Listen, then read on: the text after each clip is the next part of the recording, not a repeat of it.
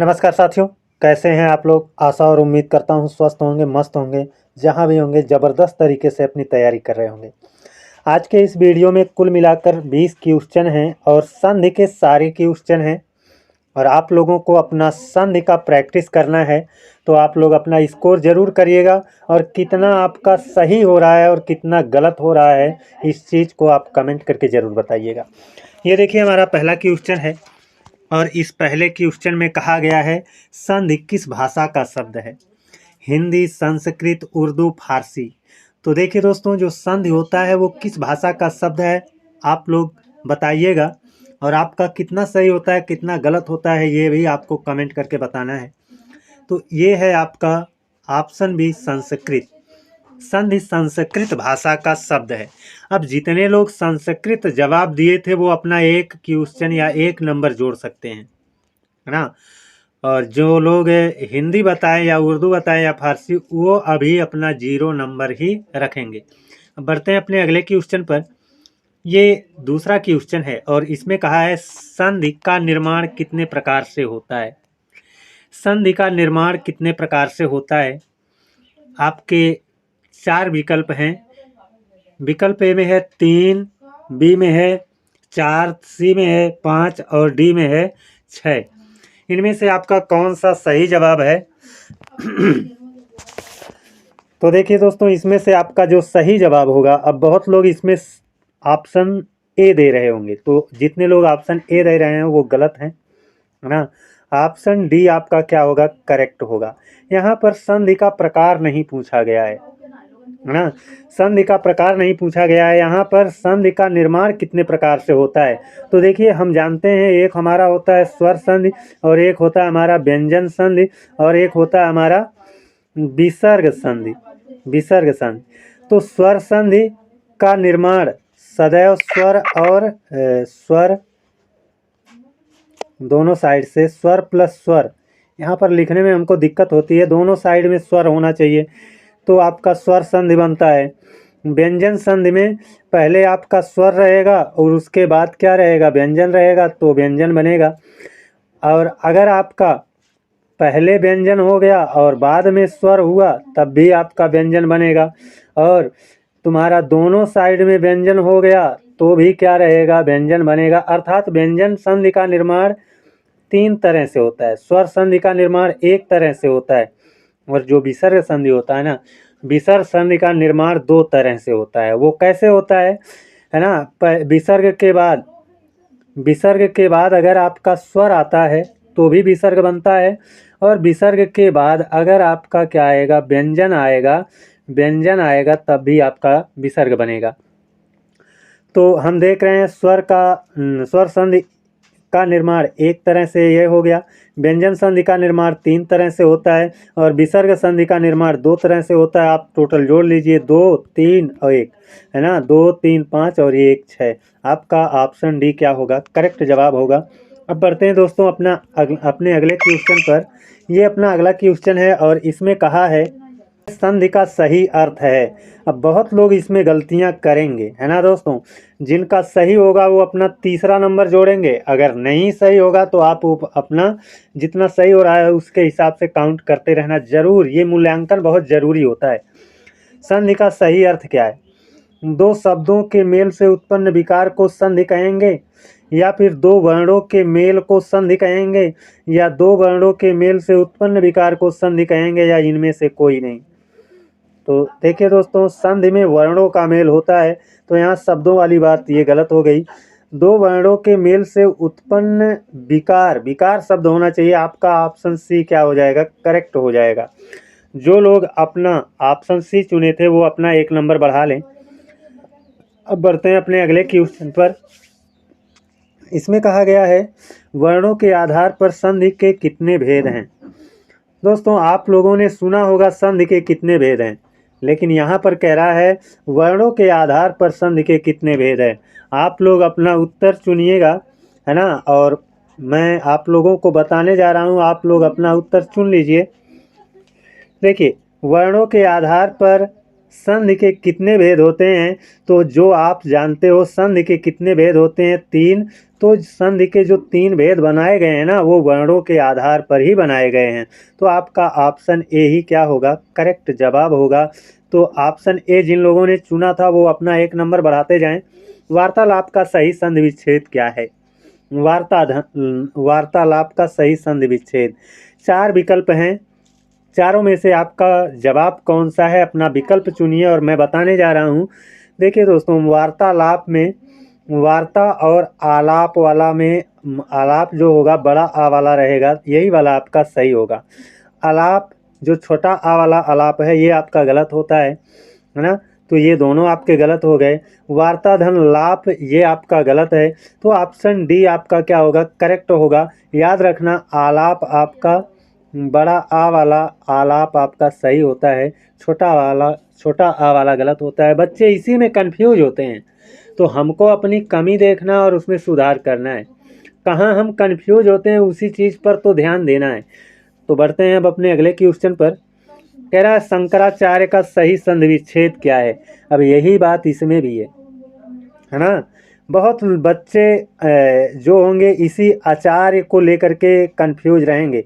ये वाला आचार्य होता है या शुद्ध ये वाला होता है ना?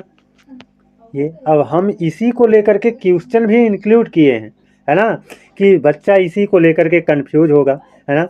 तो देखिए दोस्तों, शंकराचार्य में आपका कौन सा शंकराचार्य का सही संधि विच्छेद कौन सा है? तो देखिए, आचार्य बड़ा आ वाला जो आचार्य होता है यही सही होता है। तो ये वाला आपका दोनों गलत हो गया।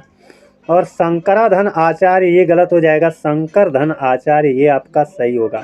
शंकर धन आचार्य, है ना? अकय सबड़े दीर्घ से ये दीर्घ संधि का आपका उदाहरण भी होगा, है ना? ये दीर्घ संधि का उदाहरण होगा। तो शंकराचार्य का सही संधि विच्छेद कौन सा होगा? ऑप्शन सी करेक्ट जवाब होगा। अब बढ़ते हैं दोस्तों अपने अगले क्वेश्चन पर। कह रहा है अपिच्छते में संधि है। अपिच्छते में कौन सी संधि है? ये संधि का नाम बताना है। दीर्घ संधि, गुण संधि, वृद्धि संधि, यण संधि। तो जब तक हम विच्छेद नहीं करेंगे तब तक तो हम जान नहीं पाएंगे कि इसमें कौन सी संधि है ना? तो अपिच्छते का संधि विच्छेद कर लेते हैं। तो अपिच्छते का संधि विच्छेद होगा अपिधन इच्छते, अपिधन इच्छते। अब देखो, अप में ई और इधर भी ई, दोनों तरफ ई मिल रहा है और दोनों तरफ ई मिल रहा है।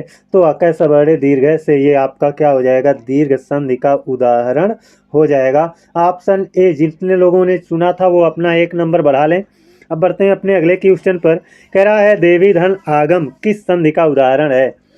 देवी धन आगम, है ना, किस संधि का उदाहरण है? तो देखिए दोस्तों, इसमें हमको कुछ नहीं, संधि विच्छेद करके वैसे ही दिया है ना? देवी में बड़ी ई मिल रहा है और आगम में बड़ा आ मिल रहा है ना?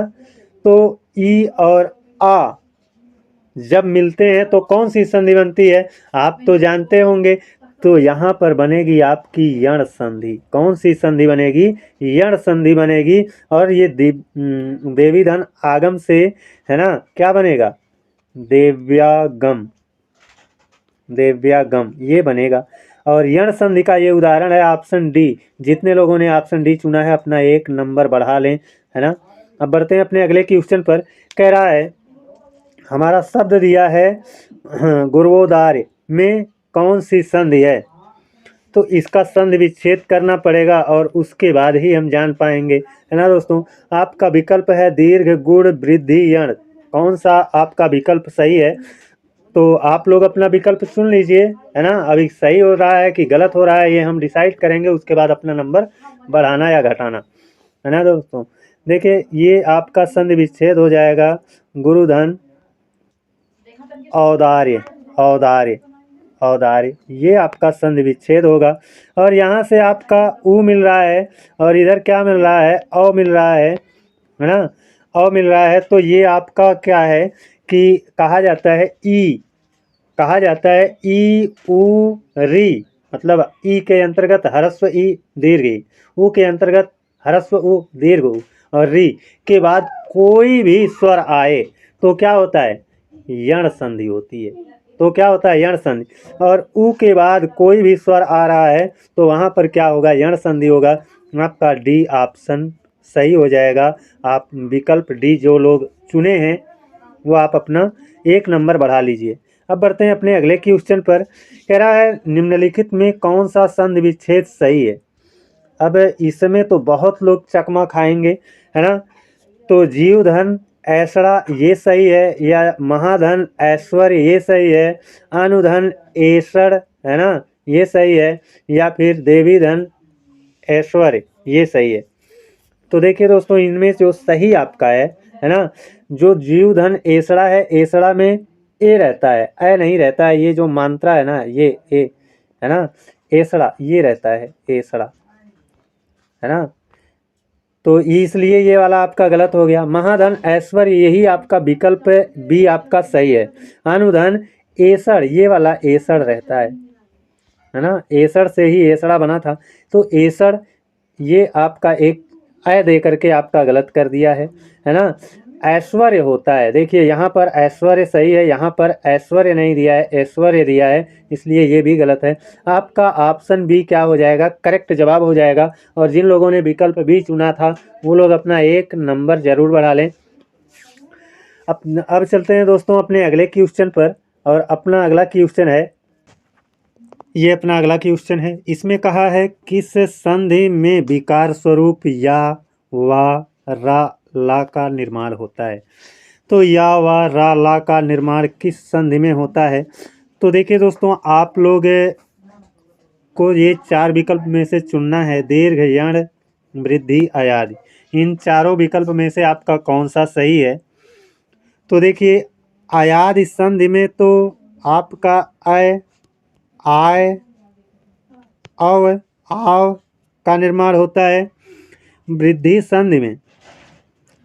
संधि में आपका औ और अय का निर्माण होता है। और दीर्घ संधि में आपका बड़ा आ बड़ी ई और बड़ा ऊ बड़ी री का निर्माण होता है। और यण संधि में आपका या व रा ला का निर्माण होता है। आप लोग जानते होंगे ई का या हो जाता है, ऊ का वा हो जाता है, और री का अर हो जाता है ना। सॉरी, री का रा हो जाता है और री का ला हो जाता है। तो ये आपका यण संधि का उदाहरण है। ऑप्शन बी आपका क्या हो जाएगा, करेक्ट जवाब होगा। अब बढ़ते हैं दोस्तों अपने अगले क्वेश्चन पर। ये कह रहा है अभिन्न में संधि है। अभिन्न में कौन सी संधि है, इसका संधि विच्छेद करेंगे हम। अभिन्न में संधि कौन सी है, स्वर है, विसर्ग है, व्यंजन है, अयादि है, चारों में से कौन सा है। बहुत ही आसान सा क्वेश्चन है। आधन भिन्न इसका संधि विच्छेद होता है। और आधन भिन्न जब इसका संधि विच्छेद होता है तो इसमें कौन सी संधि हो जाएगी।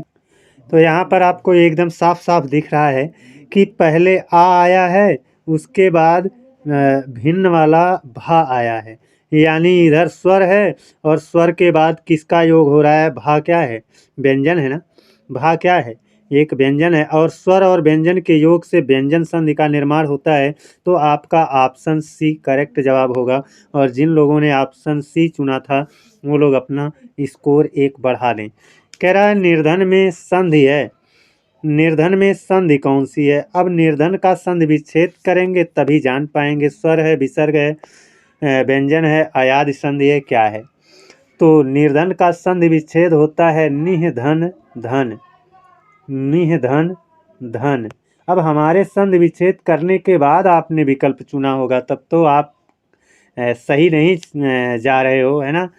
निह धन धन क्या हो जाएगा, निर्धन हो जाएगा। और आप देख रहे हो यहाँ पर विसर्ग है, विसर्ग के बाद कोई चाहे स्वर आए चाहे व्यंजन आए तो वहाँ पर विसर्ग संधि का निर्माण होता है। ऑप्शन बी करेक्ट जवाब इसका होगा, है ना दोस्तों। अब बढ़ते हैं अपने अगले क्वेश्चन पर। कह रहा है निर्धन, फिर वही क्वेश्चन रिपीट हो गया था। पावन का संधि विच्छेद क्या है। पावन का संधि विच्छेद क्या है। तो देखिए पोधन अन ये आपका पवन बन जाएगा, पवन बन जाएगा। पाधन अन हमारे हिसाब से शायद इसका पान बन जाएगा, है ना, पाधन अन। और बनेगा तो पान ही, लेकिन संधि विच्छेद ये आपका सही नहीं है, लेकिन इनको जोड़ने से पान ही बनेगा। पौधन अन, यही आपका क्या है, पौधन अन पावन, यही आपका सी वाला विकल्प आपका करेक्ट है। तो ऑप्शन सी जिन लोगों ने चुना है वो लोग अपने स्कोर को 1 बढ़ा लें। कह रहा है गौह धन चरित की संधि है, अर्थात गौह धन चरित ये तो तोड़ करके दिया है ना, तो जोड़ करके क्या बनेगा, इन चारों में से कौन सा बनेगा वही बताना है आपको, है ना। गौह धन चरित की संधि क्या होगी, तो इस गौह धन चरित की संधि होगी गौचरित, ऑप्शन सी करेक्ट जवाब होगा। कैसे होगा, यहाँ पर देखिए चा तालव्य है ना, चा क्या है, तालव्य है। जब तालव्य है तो 3 सा होते हैं, मूर्धन्य सा होता है, तालव्य सा होता है और दंती सा होता है। तो चा आपका तालव्य होने की वजह से ये जो विसर्ग है यहाँ पर तालव्य सा आएगा, और तालव्य सा मतलब ये वाला सा आएगा। और इसमें तो आपका दंती सा आया है, यहाँ पर आधा सा जो दिख रहा है ये दंती सा नहीं होगा, इसमें आधा सा आया ही नहीं कहीं है, और इसमें नहीं आया है। और ये गौचरित, ये आपका गौचरित ऐसे आपका लिखा जाता है, गौचरित है ना, गौचरित। यही चीज़ को यही चीज़ यहाँ पर भी लिखा गया है ना, यही चीज़ यहाँ पर भी लिखा गया है। तो आपका ऑप्शन सी करेक्ट जवाब होगा। तो याद रखना गौचरित ऐसे भी लिखा जाता है, ऐसे भी आपका होता है। कंप्यूटर में जब आप लिखोगे ना तो यही वाले उठाएगा, ये वाला आपका नहीं उठाएगा। तो कंप्यूटर में आपका यही वाला उठाता है, तो इसीलिए ये इस वाला की प्रिंटिंग हो पाई है। बढ़ते हैं अपने अगले क्वेश्चन पर। कह रहा है भूर्ध्व का संधि है ना, संधि विच्छेद आपको बताना है, भूर्ध्व का संधि विच्छेद बताना है आपको। यहाँ पर संधि भूर्ध्व का संधि विच्छेद यहाँ पर होना चाहिए था, है ना। भूर्ध्व का संधि विच्छेद है, क्या रहेगा, है ना। ऑप्शन ए में ए सही है या बी सही है या सी सही है या डी सही है। भूधन ऊर्ध्व होगा कि ऊर्ध्व होगा, है ना दोस्तों, यही हमारे लिए चिंता का विषय है। तो भूधन ऊर्ध्व, भूधन ऊर्ध्व क्या होगा, भूर्ध्व, है ना। भूधन ऊर्ध्व क्या हो जाएगा, भूर्ध्व हो जाएगा। ऑप्शन डी जिन लोगों ने चुना था वो अपना 1 नंबर बढ़ा लें। ये कह रहा है मनोयोग में संधि है, मनोयोग में कौन सी संधि है, तो भैया इस मनोयोग का संधि विच्छेद करना पड़ेगा। स्वर संधि है, व्यंजन संधि है, विसर्ग संधि है, वियोग संधि है। वियोग संधि तो कोई होता ही नहीं है, ऑप्शन डी अपने आप हट जाएगा, आप भी हटा ले जाओगे। तो मनोयोग का संधि विच्छेद होता है मनः धन योग, मनः धन योग। और यहाँ पर आपका विसर्ग आ रहा है पहले, तो विसर्ग आ रहा है, उसके बाद चाहे स्वर आए चाहे व्यंजन आए तो विसर्ग संधि का उदाहरण होगा। ऑप्शन सी इसमें भी क्या हो जाएगा, करेक्ट जवाब हो जाएगा। अब बढ़ते हैं अपने अगले क्वेश्चन पर। इसमें कहा है निम्न में से किस शब्द में स्वर संधि है, हमको स्वर संधि वाला विकल्प चुनना है ना। सज्जन का हम संधि विच्छेद करेंगे। अब देखिए दोस्तों आप अपना चुन लीजिए, है ना। और यहाँ पर मेरे पास इतना टाइम नहीं रहता है कि मैं आपको 10 सेकंड 20 सेकंड 25 सेकंड समय दूं, है ना। और ये ऑनलाइन होता, मैं लाइव आपके साथ होता तो हो सकता था, लेकिन यहाँ पर मैं वीडियो शूट करता हूँ उसके बाद आप तक पहुँचाता हूँ, तो ऐसा नहीं हो पाता है ना। तो निम्न में से किस शब्द में स्वर संधि है, सज्जन का संधि विच्छेद होता है सत धन जन, सत धन जन होता है ना। तो यहाँ पर सत में आपका क्या है, ये व्यंजन है ना। तो यहाँ इसमें तो व्यंजन संधि होगा, इसका होगा अतः धन एव, अतः धन एव, अतः धन एव से पता चल रहा है ये क्या है, विसर्ग संधि है ना। तपो गुड़ में तपह, है ना, तपह धन गुड़, तपह धन गुड़ होगा तब तपोगुड़ बनेगा। तो ये भी आपका विसर्ग संधि का उदाहरण है। रामायण में राम धन आयन, राम धन आयन इसका संधि विच्छेद होता है, राम धन आयन इसका संधि विच्छेद होता है और रामायण बन जाता है। अतः रामायण में ही स्वर संधि देखने को मिल रही है। जिन लोगों ने अपना ऑप्शन डी विकल्प चुना था वो लोग अपना स्कोर 1 बढ़ाएं। नौढ़ा का संधि विच्छेद क्या है, नौढ़ा का संधि विच्छेद क्या है, नौ धन ऊढ़ा है, नौ धन ढा है, नव धन ओढ़ा है, नौ धन ऊढ़ा है। कौन सा विकल्प आपका सही होगा, तो इसमें जो आपका है ना नौ धन ऊढ़ा, ऑप्शन डी इसमें भी आपका सही जवाब है, नौ धन ऊढ़ा। देखिए दोस्तों याद रखना, ऊढ़ा ये आपका शुद्ध होता है, ऊढ़ा आपका छोटा ऊ वाला आपका ऊढ़ा आपका ये गलत होता है। तो बहुत सारे शब्द ऐसे मिलेंगे जिसको आप तोड़ोगे तो लास्ट वाले में ऐसे ऊढ़ा या ऊढ़ा मिलेगा, तो ऊढ़ा बड़ा ऊ वाला आपको सही लगाना है। तो ऑप्शन डी जिन लोगों ने चुना है अपना स्कोर 1 बढ़ा लें। ये हमारा लास्ट क्वेश्चन है, दुरासा का सही संधि विच्छेद कौन सा है? दुरासा का सही संधि विच्छेद, दुरासा का सही संधि विच्छेद दुराधन आशा है, दुराधन सा है, दुर्धन आशा है, दुर्धन आशा है। तो दुरासा का सही संधि विच्छेद दुर्धन आशा है, दुर्धन आशा है। और इसमें आपका विसर्ग संधि है, दुर्धन आशा आपका ऑप्शन सी में देखने को मिल रहा है। तो ऑप्शन सी आपका क्या हो जाएगा? करेक्ट जवाब हो जाएगा। अब निश्चित तौर पर आप लोग कमेंट करके हमको ज़रूर बताइएगा कि आपका ये जो 20 क्वेश्चन थे, इस 20 क्वेश्चन में से आपका कितना सही हुआ और कितना गलत हुआ। अपना मूल्यांकन आपको करना है दोस्तों, आप मूल्यांकन करोगे तभी आगे बढ़ोगे, है ना। और अपने अंदर कमी ढूंढ कर उसमें सुधार करना है। दूसरे के अंदर कमी ढूंढ करके अपनी असफलता को छिपाओगे तो आप जीवन में कभी नहीं सफल हो पाओगे। इसलिए जब भी कमी ढूंढना अपने अंदर ढूंढना, दूसरे के अंदर कमी नहीं ढूंढना है। बस बढ़ते हैं, अब चलते हैं हम। अगले दिन आप लोगों से एक और प्रैक्टिस सेट में आपसे मुलाकात होगी, है ना। तब तक के लिए जय हिंद, वंदे मातरम।